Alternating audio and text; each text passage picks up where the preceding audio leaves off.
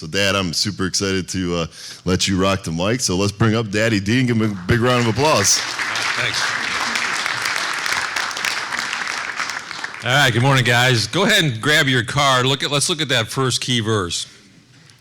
It's Proverbs 24, 3 and 4, and it says, "By wisdom a house is built, and by understanding it is established. Through knowledge its rooms are filled with rare and beautiful treasures."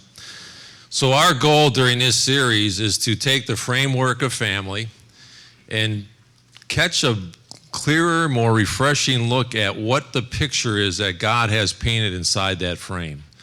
What is His ideal, His goals, His vision? Where does He want us as men to be within this picture of family? 3 weeks ago, we said picture this. And so we talked about four things. Number one is that it's the Trinity that founded family. If you go back to Genesis, God said, "Let us make man in our image," man and female, and then they are to multiply. So family is reflective of the Trinity. 3 parts, living in harmony. And that's the goal that we should have. Further, we looked at the fact that God has set that up, that family is really His mechanism for training from generation to generation. That the primary place where we learn about God, learn about His character, learn how He wants us to think, act, and live is what we learn within family. That's not farmed out to the Christian school that you send your kids to. It doesn't need to be farmed out to your church. Those are added benefits for us. But the main place where this is to take place is inside of our house. And clearly the role that God has defined as men, we are the leaders of the family. We are to be the spiritual leaders within our family. And we looked at Psalm 128, where God says, "Blessed are those who fear me." And so we said, what does it mean to fear? We're going to do a series on that. But fear is to take God serious and to be in awe of Him. And then it says if we do that, 3 things are going to happen. We're going to enjoy the fruits of our labor. So we're going to have fortune. We're going to be blessed. We'll be happy. And it will be well with us. Our future is going to be well taken care of. And then it goes on to say your wife will be like a vine. And we're going to talk a little more about that the next 2 weeks. But what does a vine need? A vine needs something solid to cling on to. A vine can only do well if it has something to cling to. Once it has that to cling to, and that's us guys, we need to provide for our wives. If your wife wants to be with you all the time, if she says, "Why aren't we spending more time together?" realize that's how God made her, and that is very healthy that your wife feels that way. And you just need to give her something solid to cling on to so that she can grow, so that she can prosper. Pay attention to the look on your wife's face.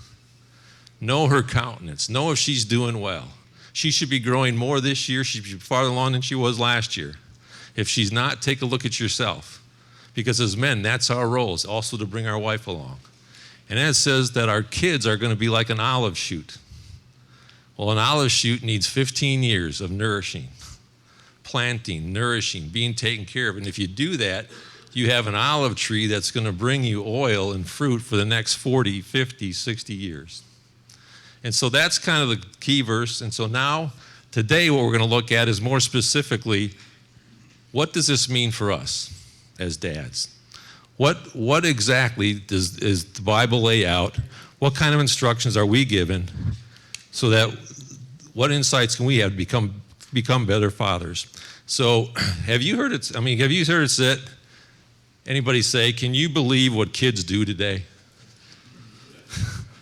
We were in Florida good part of the last 2 weeks, and my wife and I went in a shopping center. And a group of 4 kids came out, walked right in front of the car, and then turned and strolled right in front of the car, right down the middle of the thing, right? My wife said, "Can you believe kids today?" I was never trained to act that way. Boom, boom, boom. Well, this morning we're going to ask that question in a little different way. Or we're going to say, can you believe what dads don't do today? Because it starts with us. How well are we training our kids? How do we train them? What does that look like? We've talked a lot here about mission statements. The fact that if we own a company, chances are we developed a mission statement for that company. If you work for a company, chances are that company has a mission statement, because we understand the importance of mission statements. So our company's mission statement is that we make good things happen for other people. And so we grade ourselves against that. We have a mission statement here at One Thing. Ryan just mentioned it, spurring men on to a closer walk with God. So when we're deciding what do we do, how does that fit against our mission statement? How about a mission statement for dads? Did your dad have a mission statement? Be good or be beaten. It's not a bad one, actually. Right, Ryan? Yeah. You know, chances are it wasn't verbalized, but your dad probably did have a mission statement. Does God have a mission statement for us on how he fathers us? We're not going to have time this morning, but I encourage you to take a look at Hebrews 12 and read verse 1 and 2 and 3, 4, 5, 6, 7. Go all the way to verse 12. From that, you're going to pull out a mission statement that God has as our Father and how he fathers us. He starts out by saying, since there is such a great cloud of witnesses, you're not living life in a vacuum. From the throne room, you are being watched. And because that exists, then he goes on to say, and I'll summarize it in 2 words. He loves us and he disciplines us. And he says that. It's going to hurt for a little while, but it's for your own good. And so discipline's a good thing. So yes, our Father in heaven does have a mission statement. And it's throughout the Bible, but take a look at Hebrews 12 sometime this weekend. And then, do you have one? Do you have a mission statement for how you've been fathering your kids? Chances are your kids could tell you whether you do or not, or what it is, right? So before we jump into that, let me ask you a question. How many guys here have pets? All right. What type of pets? Dog? Cat? What's that? Fish? All right. Anybody have a horse? Rabbit? Yeah, we have a rabbit in the room, right? Do you know this is maybe sounding oversimplistic, but it's a truth that it's good for us to catch. We need to realize there's a big difference between us and our pet. And do you know what that is? God has created men, human beings, as the only animals that can change. We can change. Our character can change. Our habits can change. What's inside of us can change. And the reason is because he gives us a Holy Spirit to put inside us, empowers us to do that. So it's important for us to remember that, I think, particularly on this subject. As we picture the family, no matter how skewed or how crazy that may have become, it's important for us to remind ourselves we can change. We can change that. We can change how we lead. We can change how we speak into that, no matter what the mess is. Hutch talked about 2 weeks ago, take every thought captive. You can do that. Take every thought captive to obedience. You can do that because we have a Holy Spirit inside of us that enables us to do that. Last week he talked about think about these things. Think about positive things. We can do that because we have the power to do that. Today we're going to talk a lot about what it looks like to be a father. Realize we can do this because he gives us his word and he gives us the Holy Spirit so that we can do it. So let me suggest a mission statement to you, and then we're going to dive into a whole bunch of verses. First of all, as I look at the Bible, here's my summary of what it says to dads. Teach and train your kids so that they can leave. Right? What we're to do is teach and train so that our kids, we're preparing them to lead the house. So if I have a mission statement, I would say it's this. Train up my child in the way that they should go. Train up my children in the way they should go and launch them into life. Our kids leaving is a good thing, and that's really what we're preparing them for. And so what does the dynamics of that look like within your house? And what does that dynamics look like for you as you run through the week? And what are some traps and some pitfalls? The Bible speaks to all that. So pull out your Going Deeper sheet. If you're going to notice, we got 2 pages this week. Hutch and I have been talking quite a bit about how many verses are the right number of verses to put out. And here's the deal. Here's why there's so many today. Because there's so many things that's said about fathers. And there's no way that we can properly cover all this in the next, I've got 15 minutes left. But it gives you a tool to go back. And so what I encourage you to do is throughout this weekend is sit down and go through these and ask the Holy Spirit to speak to you and get application for yourself and specifically for your family. Share this with somebody. Have a meeting with a friend, with your wife, with your kids, whatever.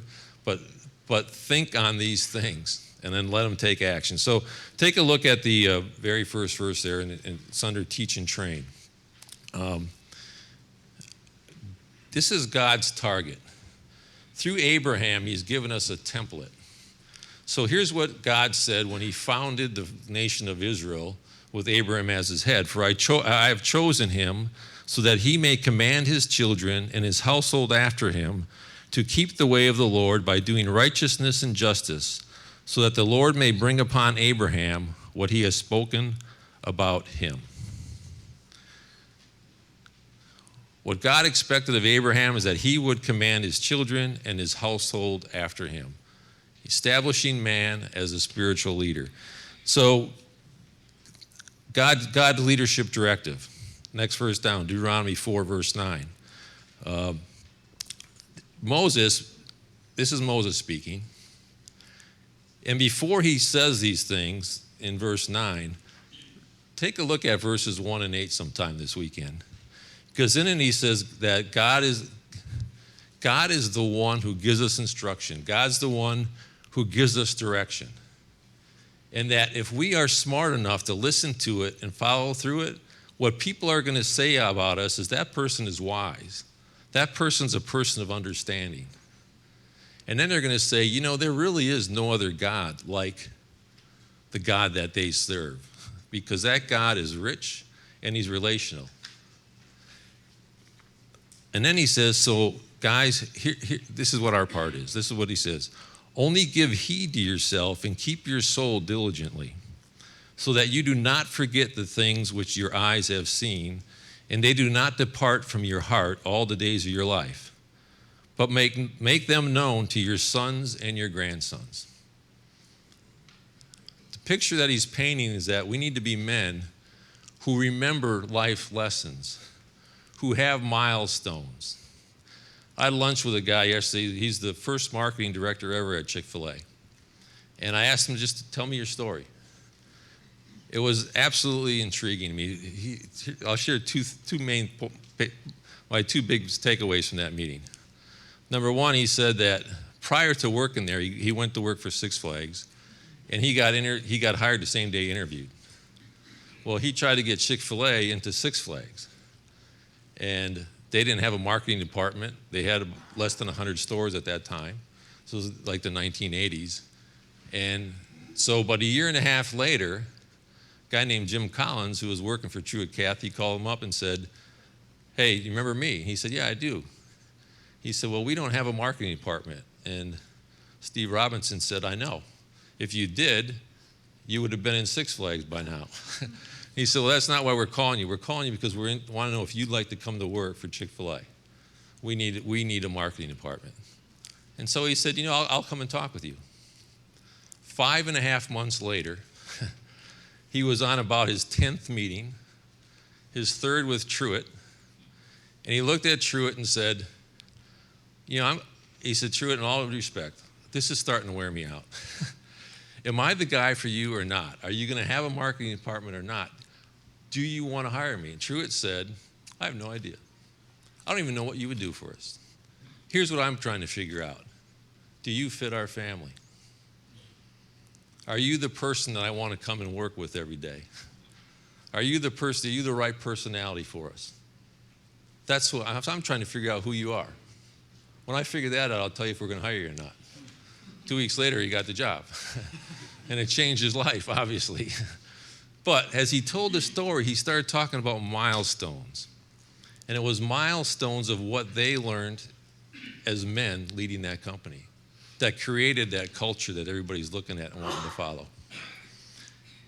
Stories like that have to be told. So I asked him what his biggest concern is today in the job he has. He said that we lose our culture.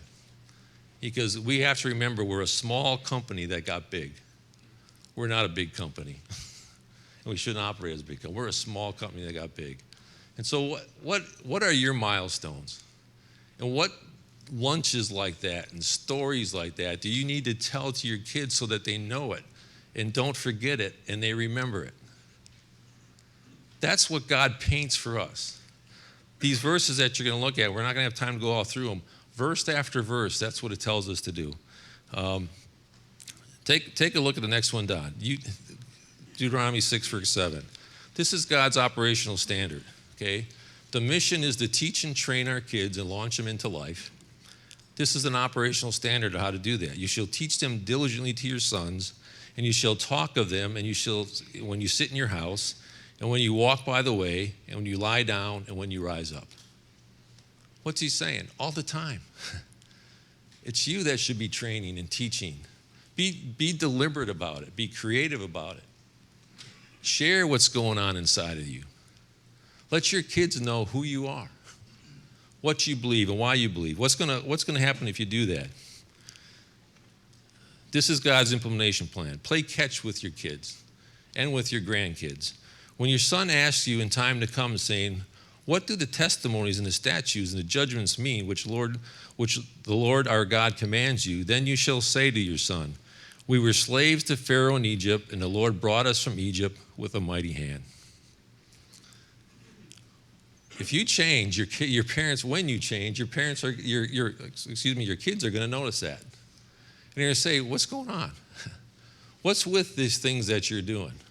Why are you doing this? And then you can tell them, I was a slave. I was really a slave. I was a slave to my job. I was a slave to this voice that told me I would never succeed. I was a slave to I was a feared failure. But when God got a hold of me, his word got a hold of me, I got set free. And that's what you're seeing. That's what the difference is. That's what God wants us to do, guys. That's a big part of us being dads, is telling that to our kids and to our grandkids. We should proact. You shall tell your sons on that day, saying, it's because of what the Lord God did for me when I came out of Egypt. And we should react. And it shall be when your sons ask you in time to come, saying, what is this? Then you shall say to them, with a powerful hand, the Lord brought us out of Egypt from the house of slavery. More is caught than will ever be taught. Kids are watching all the time. Stories told of a father that gets called over to school. He's in the principal's office. And the principal says, we got a real problem with your son. He keeps taking pencils home from the school. And the dad says, I have no idea why he would do that. I bring pencils home every week from work. I don't know why he'd need those pencils. Whatever you see in your kid, chances are they're catching something from you. And it's giving them license for something. So pay attention to that. How clean are you? How well are you walking? I have a list here of people that got it. Joshua got it. Moses got it. Joel got it. You can look at those passages. Turn over to the back side. David got it. Let me read what David says in Psalm 145. It's so strong. I will exalt you, my God, the King. I will praise your name forever and ever. Every day I will praise you and extol your name forever and ever. Great is the Lord and most worthy of praise. His greatness no one can fathom. One generation shall praise your works to another and shall declare your mighty acts. Here's a man, King David, who got the picture. One generation to another. Tells story. That's the picture for your household. Here's God's warning label. Fathers, do not provoke your children to anger, but bring them up in the discipline and instruction of the Lord. If your kids are not finding significance from you within your house, they're going to find it somewhere else. And so we need to pay attention. I came across this past week, it was the year before last, there was a group of 11, 12, 13, and 14-year-olds in Gulf Shores. It was a big youth gathering. And some guy had a camera, and he decided to ask them 2 questions. The first question was, do you think you know more than your parents? And the answer 100% of the time was yes. We're talking 11, 12, 13, and 14, right? And so the next question was, let's gauge it. Do you know a little bit more than them? Do you know a whole lot more than them? Or do you know everything more than them? 20% of the kids said everything. 11, 12, 13, 14, right? And so the guy doing the interview drilled down. He goes, no, serious, I'm being serious right now. And most of them, 70% of them said a lot more than my parents. 20% said a little more than my parents.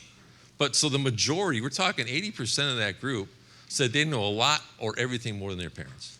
And so the guy drilled down and said, why do you say that? The answers that came out were flabbergasting. My mom's a blonde. My dad's out of touch. He cares more about his job. He cares more about his career. He cares more what's going on in his life. He cares more about sports. It was dads were just getting blasted, out of touch. And so kids at that age are believing that they know more than their dads. So then they said, well, you get mad? Yeah. How do you show it? So there was probably 5 common answers. I expressed it like this. These are my fighting words. Oh my gosh. Your parent says something, they respond with, oh my gosh. That's not fair.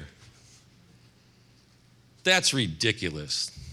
The biggest one is I just roll my eyes. Pay attention to the body language of your kids at that age, starting at 10 and going up. If they're rolling eyes at you, there's a whole lot more going on than you might realize. And they probably need you. And they need to find significance from you. Now, it's very easy as dads that our reaction for that can be angry, get mad. Take a look at the verse from James. The anger of man does not achieve the righteousness of God. Dan Allender gives a really good insight on this. And I need to wrap up here in a second. So let me just share it with you. I'm going to give you couple more things, and we're going to head to the table. Here's what Dan Allender says. If one of us would leave here, and let's say we're jogging this afternoon, and a car hits us and throws us into the ditch, we're dead, right? In the insect world, they will know that from a mile's radius around and start working their way to that body. And so his point of telling this story, which he elaborates on, is that if that's true in the insect world, what do you think is true in the spiritual world? And chances are, as every guy in this room can tell a story of when your dad wounded you with his words or wounded you with his actions. Because that's how Satan operates. He knows there's that moment where a kid needs something, and he needs something from his dad, and instead of getting an affirmation, his dad comes out in anger, or his dad comes in and putting him down, or his dad does something, and as men, that affects us, and we can carry it with us for a long time. So the point that Allender made was 2 things. Number 1, if you got that, that should be a short season for you of visiting that and coming to peace with that, of forgiving your dad, realizing what was going on, and getting through it in life. Don't let that wound you throughout life. Don't have that cause voices in your brain that you're chasing to quiet down through a lot of means that you shouldn't be involved in. So on the receiving end of that, come to terms with it and deal with it. On the other side of it, as a father, be aware of that. Know that at ages of life, kids need encouragement. Kids need affirmation. And yes, they need discipline, but they never need anger. Okay, discipline is the proof of love. That's one good definition of discipline. It's the proof of love. And what does discipline look like? It should never be done in anger. It should always be done in love. Read Hebrews 12. It'll tell you how in love God disciplines each of us. He's given us the example of how we are to discipline our kids. If it's ever done outside of love, you're going to cause physical damage or you're going to cause emotional damage. So in your anger, quiet it down. Get yourself together and then come back. And be creative in how you discipline. You know, I mentioned in the newsletter that Spock came out with this thing that kids should be a co-CEO of the family, right? That was to alter the dads that came out of the depression that were out of touch but that causes another problem. If you have from ages 1 through 7 or 8 or so, if you give attention to your kid 24/7, you're smothering your kid. Kids need oxygen, but if you give them too much, it smothers them. Kids need attention. You give them too much, it absolutely smothers them. If you're a dad or you're a grandparent going, oh, please don't cry. What's the matter? What do you need? Where do you want to go? Where do you want to eat? You decide. You're having your kid make decisions on things that they're not capable of making. And if you're giving them constant attention, you're hurting your kid as much as you're helping them. Because how does a kid learn separation? How does a kid learn individualism? How does a kid learn that they're part of a spouse-centric house? Because one of the key verses is that a man shall leave his father and mother and cleave to his wife. Kids leave, spouses stay. And that is the priority on the totem pole of your time and attention. So if you still have young kids at home, protect your time. One of the traps is too much attention to the kids. Protect your time. Put the kids aside for a while. They may not like it, but do it. As the kids get older, ages 8 and up, when you're done eating, and we talked last time about this nurturing is done around the table. Dinner time is very important. When you're done, get up and have the kids clean up and say, Mom and I are taking a walk. That's our time. We're going to talk about this more in the next 2 weeks, but one of the best ways you can love your kids is to love your wife properly. But they need to understand that it's a spouse-centric house. And they are important, and they are part of it. You're training them. You're giving them an example to end up leaving the house. Date night's important. We're going to talk about that. All right, last thing. Turn over on the going deeper. Encourage and launch. Anybody have AAA? Roadside assistance for emergency, right? If your relationship with your kids right now is in an emergency situation where it needs some help, let me give you a AAA answer to that, okay? Number 1 is talk to your kids about apology. If your kids are separating from you, I'll guarantee you what's going on is they're doing stuff that you're not aware of. Here's what Dave Pridemore tells us about Camp Grace. The great experiences that the kids have at Camp Grace, the breakthroughs that they have, is they get in an environment where they come clean on stuff they're doing that they're hiding from their parents. And just like we have separation from God that we must learn to repent, true repentance, turn from that and run back to the Father, your kids have the same thing. They just don't know how to handle it. They've been breaking the rules. They don't want to tell you about it. And so now they can't even look at you the same, so they're a little bit separated because of what they've been doing. Invite them into a situation where they can apologize for something, where they can confess something, where they can repent of it. Share some story of what things that you went through. Give them an environment like a Camp Grace environment where they can come clean and then reestablish that relationship back. Times like that are not a time to get further from them and show more authority. It's time to draw them in and help them process what they're going through. Repent, change. All right. Second thing is teach them appreciation. So apology and appreciation. Dads, you got to help them appreciate their mother. What their mother went through even giving them birth. What their mother does for them every single day. They need to hear that from you. Give them a new appreciation for everything that your wife is doing, that their mother is doing for them. In reverse, mothers need to do that on your behalf. Do you realize everything that dad goes through? What his world's up, so that kids can get a new appreciation. There's a verse I didn't include it in Proverbs. It tells us that it's Proverbs 23 verse 32. Listen to your father who gave you life, and do not despise your mother when she is old. that drift tends to happen. Last A is acceptance. Teach them to accept the fact that, yes, we are different. We couldn't pick our kids, and they couldn't pick their parents. But part of life is accepting things that, some kids are embarrassed by their parents, right? They haven't learned acceptance. They haven't learned differences. They haven't learned whatever. Teach them that. It's part of that picture that we paint. Guys, there's so much to being a dad. There's no question about it. But my encouragement to you is pay attention to the drift. Pay attention to each stage of where you're at. Love your wife. Be a team with your wife in this. That's the picture that God paints. But strap it on. God puts it clearly on us as men. We're the spiritual leaders of the house. No matter what, we'll talk at closing a little bit about what happens when you've blown it. What happens when you took that arrow and you launched your kid and he's already gone, but it's not on target? What do we do about that? We'll talk about that at the close. But before we go there, let me just say this. Develop your mission statement. Take the responsibility, draft it on, and realize we can't do this apart from the Bible.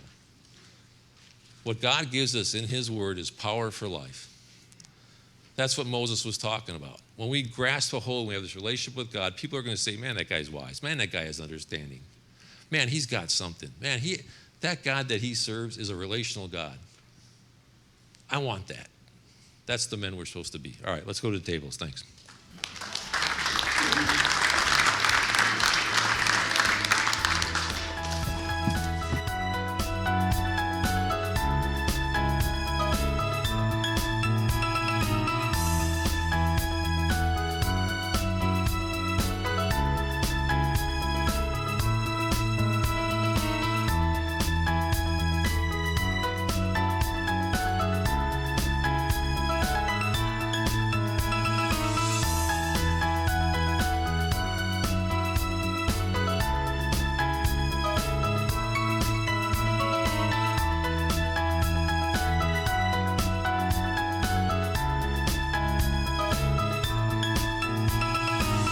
Anybody have one aha from this morning? One thing that jumps out, one thing that you'd like to maybe share with the room from as you're reflecting on your role as dad, as father, his relationship with your father, heavenly and earthly, and so on.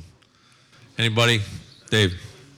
I think the common denominator with a lot of this is it's not what's taught, it's what's caught.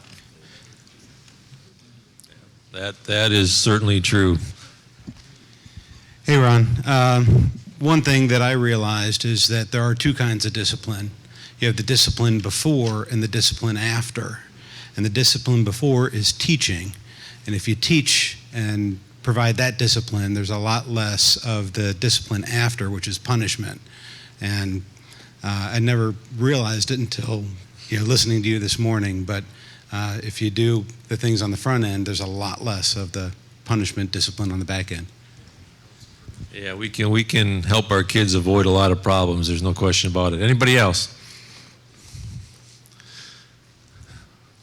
I'll give you the mic here in a minute, Ryan. So I'm going to give you one of my ahas from this study, just looking at this over the last couple of weeks. Take a look at that third verse down. It says, train up a child in the way he should go, and when he is old, he will not depart from it. Do you know what old is?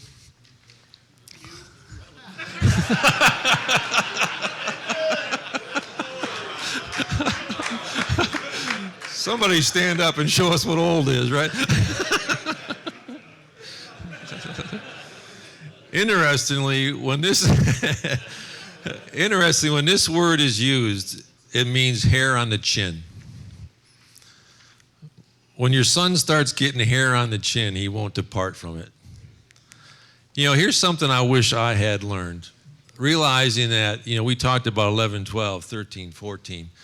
Like that olive shoe, when your kid starts hitting 15, 16, and 17, and 18, you're dealing with a different person at this point. You're getting a young man who's getting ready to be launched.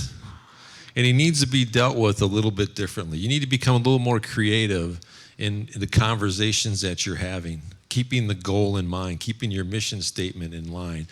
One of the guys who mentors me shared a really interesting story. So I was talking to him about this, and he said that he grew up with an older brother. When his brother turned 16, they lived in Philadelphia. His brother was on the high school wrestling team. And he came home and he thought he was all that. So his dad told him to do something. He said, I ain't doing that. So his dad looked at him and said, all right. He went upstairs, got out a suitcase, packed for him, gave him a suitcase and said, time for you to go. So his brother went to the closet, grabbed a coat. He went, oh, no. I paid for that coat. That coat's not going with you. It was 14 degrees outside. So his brother went charging out. 3 hours later, he came home, knocked on the front door, said, hey, Dad, what was that you wanted me to do? So there's different ways. I think at that age when Ryan was ready to grab the throne, I wish I could have had a conversation about that your time is coming, but right now in this household, it's not your time. So let's figure out what that means and just open up some of those conversations. One of the things too that I think as grandparents and as dads that we need to be aware of is this whole activity trap. We live in a culture where there's so many options for kids, and so much from sports to drama to singing to dance to whatever it could possibly be. I will tell you this as a guy with gray hair. The warmest memories that I have of our family and the probably the things that stand out the most to even our kids is the stuff that happened with just our family at home. What we did in the front yard, the wiffle ball games that we had, the annual vacation that we took, the playing Nerf wars and hide and seek inside the house. And with my grandkids, the memories that they're going to have, I know are going to be the times that we do, not in activity, not running around trying to figure out what's the next thing to do, but that time. Those are times of bonding time and growing time. So beware of that and realize that time spent, quality time spent is just so important. In God's economy, it's the marriage first, your family next, and then all the other stuff, job, career, all those things are there to help fund our life and what we do, but we're here to pass on from generation to generation the relationship that we have with him, the knowledge that we have with him, what we understand about God's character. We reflect that and we teach that.